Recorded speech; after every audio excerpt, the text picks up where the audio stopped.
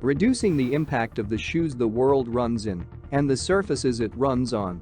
Nike CEO Mark Parker likes to ask his team a single question: can we double our business while having our environmental impact? The world's largest athletic gear company, which first kicked off a recycled shoe program back in 1990, has hit a steady sustainability stride ever since. In a recent report, Nike disclosed that 71% of footwear and apparel uses Nike Grind, which is made of recycled polyester and other materials. Grind can be found in yarn and basketball shoes. It has also been incorporated in more than 1 billion square feet of sports surfaces, including running tracks, playgrounds, and football fields, replacing surface materials like virgin rubber. Meanwhile, the popular Flyknit shoe line, which initially debuted in 2012, is both innovative and eco-friendly. Engineers reduced waste by about 60% on average for every Flyknit shoe versus what's used for traditional shoes, saving nearly 2 million pounds of fabric scrap waste since 2012. There's no finish line to becoming a more sustainable company, but the sportswear maker is certainly competitive in the race.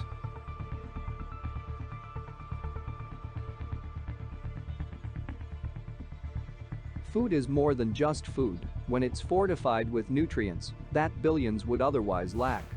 Nestle isn't perfect, it's the world's leading seller of bottled water, for one thing, but the 150-year-old Swiss company does get a lot of things right. It sources locally, boosting developing economies and the livelihood of smallholder farmers in more than 50 countries. It has worked to purge slavery and child labor from its supply chains. In its 16-year quest to become a nutrition, health, and wellness company, it has made concerted progress, cutting fat, sugar and sodium from thousands of products, while fortifying many others, 192 billion servings worth in 2015, with essential minerals and nutrients that are in especially short supply in low and middle-income countries. Such efforts are research-based and tailored to the needs and tastes of each market. Nestle deploys iron-enhanced soup cubes in much of Africa to fight anemia, for example. And, with research partners, it's working to bring nutrition benefits to the food chain more widely by developing biofortified crops, think pro-vitamin maize.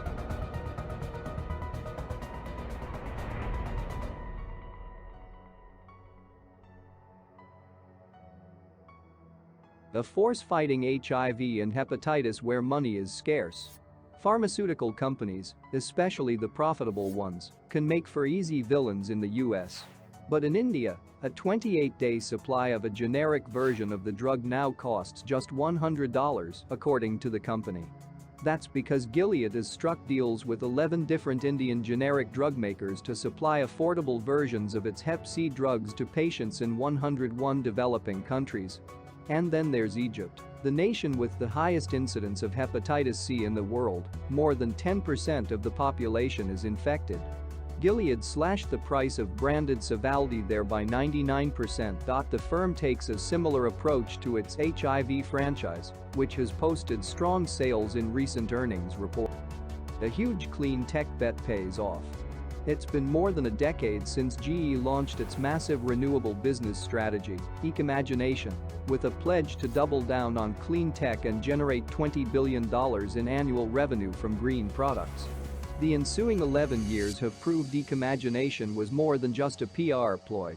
Through the end of 2015, GE had invested $17 billion in clean tech R&D through Ecomagine, while generating $232 billion in revenue from its products.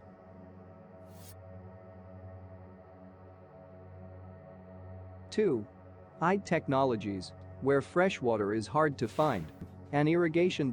Call it the Rumpelstiltskin of the desert. Like the fabled dwarf who could transform straw into gold, Ide, a leader in desalination technologies, turns salt water into fresh water.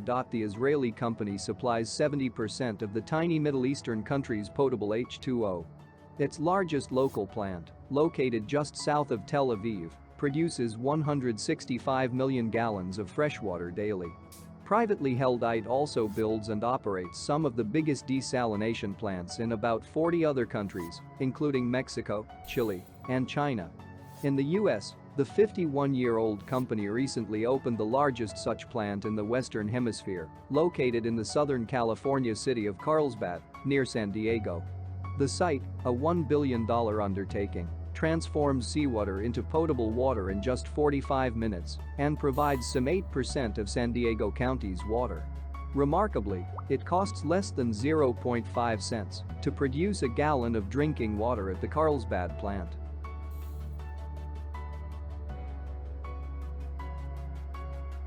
GlaxoSmithKline, breaking down global healthcare barriers and finding the customers of the future. Early next year, if all goes according to plan, Sir Andrew Whitty will step down after 9 years as CEO of GlaxoSmithKline, the world's sixth-largest pharmaceutical company. He'll leave behind a company with an unmatched record for balancing scientific progress, social impact and the profit motive. GSK has made a calculated bet on intellectual property leniency in poor nations, releasing drugs from patent protection and thus lowering their prices. That may depress revenue, but GSK says it doesn't lose money in any market where